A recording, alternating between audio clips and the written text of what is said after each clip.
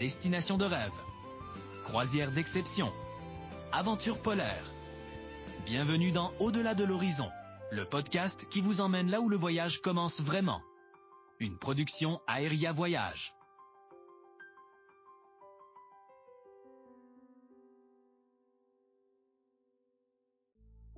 Si on se promène dans le quartier de Testaccio à Rome aujourd'hui et qu'on choisit bien son adresse, on risque de savourer un repas qui est littéralement encastré à l'intérieur d'une poubelle colossale. Ouais, une très vieille poubelle. Exactement, une poubelle vieille de plus de 2000 ans.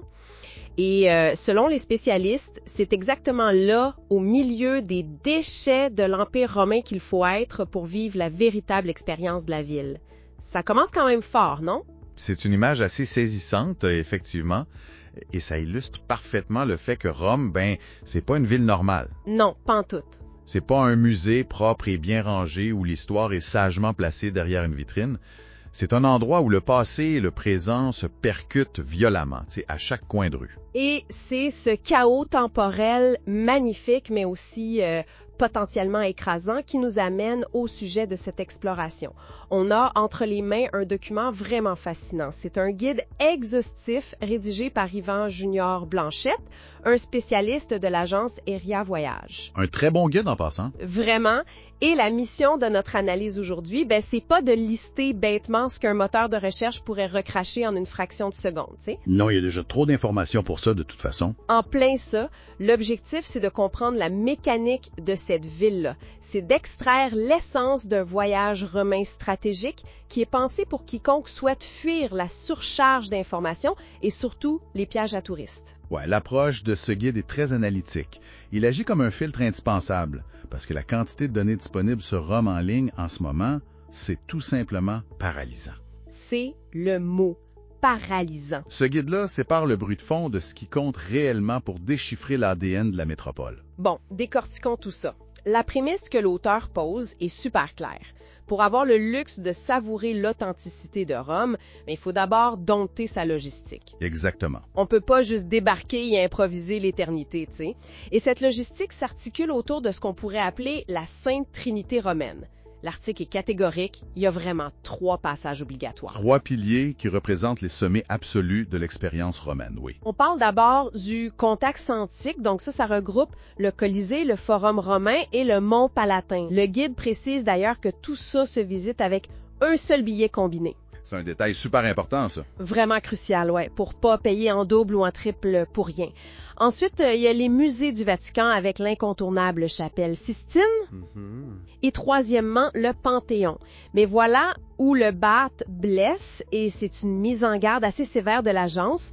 Se pointer aujourd'hui à ces endroits-là sans réservation préalable, c'est s'assurer d'une chose, c'est de rester dehors. C'est fini le temps où on faisait juste se présenter à la porte. Ce qui est fascinant ici, c'est la raison pour laquelle cette bureaucratie-là a été mise en place. Ouais, c'est pas juste pour faire de l'argent. Non, ce n'est pas simplement pour générer du profit ou pour embêter le monde. C'est une question de survie structurelle. La galerie Borghese, par exemple, qui est aussi mentionnée dans le document, elle affiche complet des semaines à l'avance. Des semaines. Et pour le Vatican, l'absence de billets signifie des heures et des heures de file d'attente sous un soleil souvent de plomb. C'est fou quand on y pense. Visiter Rome sans planifier ses entrées de nos jours, c'est comme se présenter à la première d'un film à grand succès hollywoodien 5 minutes avant le début et s'attendre à voir les meilleurs sièges au centre de la salle. Ouais, ça n'arrivera pas. Ça n'a pas d'allure. L'époque de la spontanéité pour les grands monuments, c'est officiellement révolu. Et si on prend le cas du Panthéon, ça illustre parfaitement la mécanique de cette nouvelle réalité. Le Panthéon, c'est une merveille d'ingénierie vieille de près de 2000 ans. C'est magnifique en plus. C'est incroyable. Son dôme en béton non armé, avec son oculus central grand ouvert sur le ciel, c'est un miracle architectural. Or, le béton antique est poreux. Ah, je vois où tu t'en vas avec ça. Ouais. Quand des dizaines de milliers de personnes s'entassent chaque jour à l'intérieur, la simple humidité qui est générée par la respiration humaine, combinée aux vibrations constantes des pas sur les dalles, ça attaque littéralement la cohésion de la structure. C'est quand même incroyable. On détruit le bâtiment juste en respirant dedans. Exactement. L'introduction récente du billet minuté, dont parle le guide, permet de contrôler cet achalandage-là. Cette rigidité logistique est donc devenue le seul outil de préservation physique dont nous disposons face à l'érosion causée par le tourisme de masse. La logistique comme bouclier protecteur pour le béton antique. C'est brillant, honnêtement. Mais bon, gérer cet agenda de ministre et marcher des kilomètres à travers les ruines du Palatin, ça demande une énergie folle. Ah, ça, c'est certain. Et inévitablement, la faim se fait sentir à un moment donné. C'est ici que le guide lance un avertissement qui m'a fait sourire.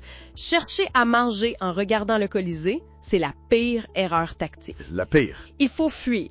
Le guide d'Eria Voyage pointe plutôt la boussole vers un quartier bien précis, vraiment hors des sentiers battus, et c'est le fameux Testiccio. C'est là qu'on sépare l'expérience générique, de l'immersion réelle. Testatio, c'est l'antithèse absolue de la Rome monumentale des papes et des empereurs. C'est la Rome ouvrière. Mais attends une minute. Je me mets à la place de quelqu'un qui a marché genre 15 km dans la journée, qui a les pieds un compote. Le guide recommande vraiment, au lieu de s'installer sur une belle terrasse en plein centre, de prendre un métro ou un taxi pour aller s'enfoncer dans un ancien quartier industriel juste pour un repas. Oui. Ça semble un peu intense, non? Pourquoi se casser la tête comme ça? Si on relie ça à la situation dans son ensemble, la réponse se trouve dans l'histoire même de ce quartier-là. Testatio abritait les immenses abattoirs de la ville à la fin du 19e et au début du 20e siècle. OK. À l'époque, les travailleurs des abattoirs étaient souvent payés en nature. Ils recevaient ce qu'on appelait le 5e quartier. Le 5e quartier, wow! C'est ça, ça veut dire les abats, les bas morceaux, tout ce que la bourgeoisie refusait catégoriquement de consommer. La véritable cuisine romaine est née de cette contrainte. Il fallait rendre ces restes-là délicieux. Ah, voilà! L'histoire qui se retrouve directement dans l'assiette. Et c'est là qu'interviennent les plats dont parle le guide. On y trouve la vraie gastronomie locale. Pas juste, de la pizza générique, là. Non, vraiment pas. On parle du cacio e pepe, des rigatoni alla gricia et d'un plat au nom vraiment intriguant, la coda alla vaccinara. Mais comment des restes d'abattoirs deviennent-ils des chefs-d'œuvre mondiaux comme ça? La coda alla vaccinara en est le parfait exemple, en fait. C'est un ragoût de queue de bœuf. De la queue de bœuf? Ouais. Une viande qui est extrêmement dure à la base, remplie de collagène. Mais en la cuisant lentement pendant des heures et des heures, avec des tomates, du céleri, des pignons de pain et parfois un soupçon de cacao amer, les cuisinières de Testatio ont transformé un déchet en un plat d'une richesse incroyable. Wow! Le cacio e pepe, lui, est né de la nécessité des bergers romains d'avoir des ingrédients qui ne se gâtent pas au soleil, donc du fromage pecorino sec et du poivre noir pour se réchauffer pendant les nuits froides. Aller à Testatio, c'est goûter à cette résilience-là. Et pour être certain de trouver cette qualité-là dans le quartier, l'agence partage une règle d'or, une vraie astuce d'initié pour filtrer les arnaques. Et elle est très efficace. C'est super simple. Si un restaurant affiche un menu avec des photos des plats à l'entrée, on tourne les talons. On fuit. C'est le marqueur universel du piège à touristes. C'est une heuristique très fiable, oui. Un établissement qui sert une coda alla vaccinara préparée dans les règles de l'art depuis des générations n'a aucun besoin d'afficher une photo plastifiée de son assiette. Ben non. Ça, c'est juste pour attirer une clientèle qui passe par hasard. Et pour couronner le tout, le guide mentionne un endroit spécifique à Testatio, et c'est ça qui boucle la boucle avec ma fameuse poubelle antique du début, un restaurant appelé Flavio al Villa Vedetto. Un endroit mythique. Les salles à manger sont littéralement creusées à même le Monte Testatio.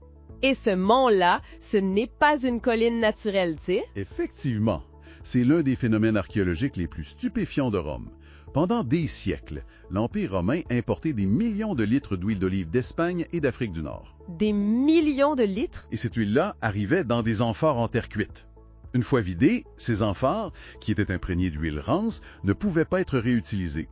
Les Romains ont donc organisé un immense dépotoir officiel. C'est de l'ingénierie de gestion de déchets avant l'heure. Ils ont méthodiquement empilé les débris de ces amphores, couche après couche, siècle après siècle, jusqu'à créer une colline artificielle de près de 35 mètres de haut. C'est complètement fou, en dîne adossé à des millions d'amphores brisés qui témoignent de la logistique commerciale d'il y a 2 millénaires. Ça, c'est le genre d'expérience que l'on ne trouve pas en suivant simplement la masse. C'est clair. Par contre, après un festin de queue de bœuf et de pâtes au fromage, une petite marche digestive s'impose. Et le guide suggère que c'est précisément à ce moment-là que la ville change complètement de visage. La métamorphose nocturne, c'est un changement de paradigme complet pour l'expérience urbaine. C'est là que ça devient vraiment intéressant. L'auteur de l'article affirme que Rome, après 21 heures, c'est une ville complètement différente. Totalement. Il pousse même fortement l'idée de s'offrir une balade nocturne guidée dans le centre historique. C'est pas juste pour la digestion, c'est un argument de vente majeur pour vivre la ville différemment. Oui, pour voir ce que la plupart ratent. Exact. Il faut s'imaginer la fontaine de Trévi, non pas encerclée par un mur de téléphones intelligents et une marée humaine écrasante, mais paisible. Il faut s'imaginer le Panthéon avec la Piazza della Rotonda qui est presque vide, ou le Campo dei Fiori qui retrouve un calme absolu après que les étals du marché aient été nettoyés et rangés. Ce qui se produit la nuit, c'est une altération complète des sens. Le jour, la pollution sonore est telle qu'elle écrase la présence physique des monuments. C'est bruyant à Rome. Très bruyant. Le brouhaha, les moteurs de scooters, les sirènes. La nuit, toute cette cacophonie-là disparaît. L'acoustique de la ville change. Sur une place vide devant le Panthéon, on n'entend plus que le clapotis de l'eau dans les fontaines environnantes ou l'écho de ses propres pas sur les pavés. C'est comme obtenir un accès VIP dans les coulisses d'un théâtre mythique une fois que tout le monde est rentré chez soi. La scénographie reste la même, mais l'éclairage artificiel rasant fait ressortir les détails sur les façades baroques qu'il est juste impossible de voir sous la lumière crue et aveuglante du soleil de midi. C'est très bien dit. Les monuments redeviennent soudainement intimes. Cette analogie du théâtre est extrêmement juste. La nuit permet de ressentir l'échelle véritable de l'architecture. La tension entre l'immensité de ces pierres millénaires et le calme relatif de la nuit, ça permet une contemplation que la journée interdit tout bonnement. Ouais, mais attention! Toute cette poésie-là, cette beauté nocturne et même les délices de Testaccio, tout ça peut s'évaporer en un instant si on commet une erreur stratégique monumentale. Le guide prévient qu'il y a un facteur extérieur impitoyable qui va dicter si le séjour sera un rêve éveillé ou une épreuve de survie pure et simple. Le calendrier. La saisonnalité dicte absolument tout à Rome. Exactement. L'analyse des saisons dans le document est sans appel. Les recommandations s'alignent sur d'autres grandes villes de la Méditerranée, comme Barcelone ou Athènes. Les mois règnent, la fenêtre de tir idéale, ce sont avril et mai, ou alors septembre et octobre. La douceur de vivre y est à son paroxysme. Le climat parfait. En revanche, le tableau dépeint pour juillet et août, mon Dieu, il est cauchemardesque.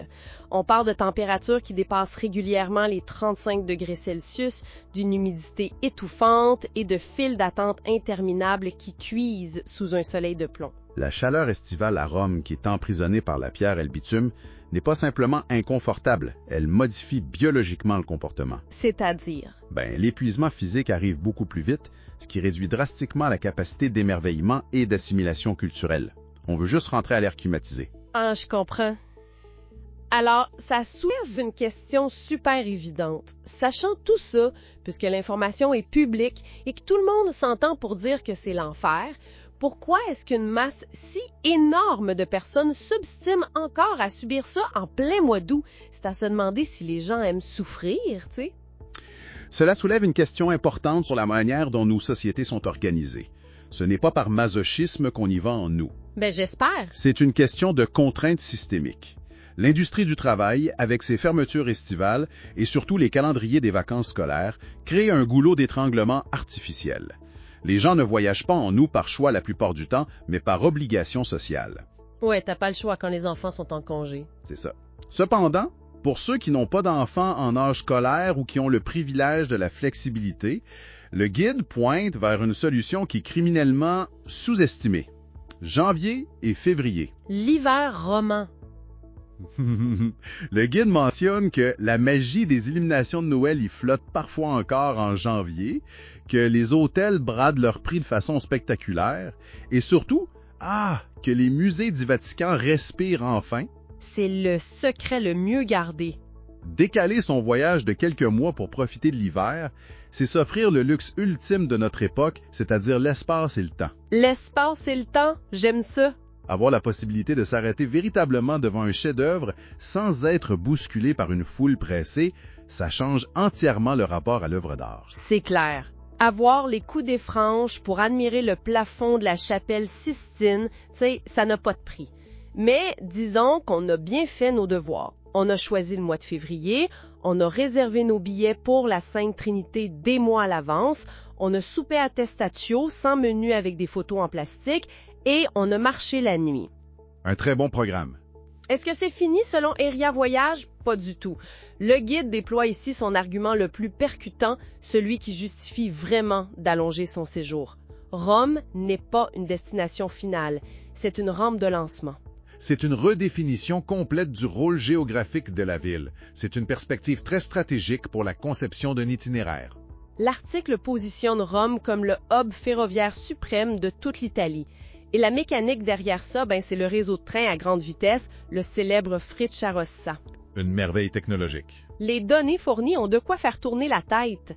On peut quitter la gare de Rome et débarquer en plein centre de Florence en seulement 1h20. C'est incroyable. Naples est en 1h10. Même Venise, qui est à l'autre bout du pays quasiment, est à seulement 3h30 de route en train. La technologie de la grande vitesse ferroviaire opère ici une véritable contraction de l'espace-temps. Pour comprendre l'impact, il faut réaliser que ce réseau élimine totalement le fardeau des vols internes. Et tous les tracas qui viennent avec. Exact. Il n'y a plus besoin de se rendre à un aéroport lointain, de passer la sécurité, d'attendre des heures. Le train prend le voyageur au cœur d'une ville antique et le dépose directement au cœur d'une ville de la Renaissance. C'est tellement fluide. On pourrait voir Rome comme le moyeu central d'une immense roue de vélo, tu sais. Les lignes à grande vitesse sont les rayons qui s'étirent dans toutes les directions. Ce système-là permet à un voyageur de déambuler parmi les ruines de l'Antiquité le matin et d'admirer le berceau de la Renaissance à Florence en plein milieu d'après-midi. Le jour même. Oui. Tout ça dans le même laps de temps qu'il faut à bien des gens pour faire leur trajet pour aller travailler dans les bouchons de circulation un mardi matin. C'est l'argument ultime des conseillers en voyage pour encourager la planification de circuits multivilles.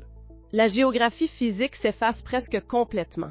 Le voyage en Italie devient presque exclusivement un voyage temporel. Le train agit comme une machine à voyager dans le temps, reliant les époques sans l'épuisement logistique habituel. Alors, qu'est-ce que tout cela signifie au final? Si l'on rassemble toutes ces pièces tactiques, une formule claire se dessine pour quiconque souhaite véritablement apprivoiser la capitale italienne. Il faut traiter la ville avec respect, et ça commence par la logistique. Il faut blinder ses réservations pour le Colisée, le Vatican et le Panthéon pour protéger l'architecture autant que sa propre patience. Assurément. Il faut avoir l'audace de s'extirper des sentiers battus pour comprendre comment la fin d'un quartier ouvrier comme Testaccio a enfanté une gastronomie mondiale. Il faut se réapproprier les rues la nuit pour en saisir l'échelle réelle. Il faut déjouer le piège mortel de la haute saison estivale. Et enfin, utiliser la merveille de l'ingénierie ferroviaire pour faire éclater les frontières de son itinéraire. C'est une synthèse rigoureuse. La préparation n'est définitivement pas l'ennemi de l'émerveillement. En fait, elle en est la condition sine qua non. Mais, avant de clore cette réflexion, j'aimerais revenir sur un élément fondamental qui a été mentionné tout au début de notre analyse. Oui, je t'écoute. Cette idée de Rome qui s'empile sur ses propres débris, comme le fameux Monte Testaccio. Ces fameuses couches d'histoire, oui. Exactement. Si nous avons aujourd'hui le privilège immense de fouler les pavés usés de la Rome antique, d'admirer des structures qui ont survécu à des millénaires d'usure, cela soulève une question assez fascinante pour l'avenir. Ah ouais, hein? Nous sommes la couche actuelle. Dans 1000 ou 2000 ans, quelle civilisation marchera sur les vestiges du Rome de 2026 que l'on visite aujourd'hui? Wow! Qu'est-ce que notre époque laissera derrière elle? Quelle fondation de notre présent sommes-nous en train d'enfouir silencieusement pour les archéologues de demain? C'est une perspective qui donne vraiment le vertige. Se promener dans les rues de Rome, c'est finalement prendre conscience qu'on marche sur une ligne du temps qui est en constante évolution, une histoire qui s'écrit encore sous nos pieds à chaque pas qu'on fait. C'est une pensée incroyable à garder en tête lors de la prochaine exploration urbaine. Il y a toujours une nouvelle couche à découvrir et l'apprentissage, ça connaît définitivement pas de ligne d'arrivée, là. Vous venez d'écouter Au-delà de l'horizon, une production Aeria Voyage. Pour en savoir plus sur les destinations et les compagnies présentées dans cet épisode, visitez notre site web au www.aeriavoyage.com, voir tous les détails dans la description. N'oubliez pas de liker et de partager le podcast avec votre famille et vos amis. Abonnez-vous à la chaîne pour être certain de ne rien manquer. À très bientôt.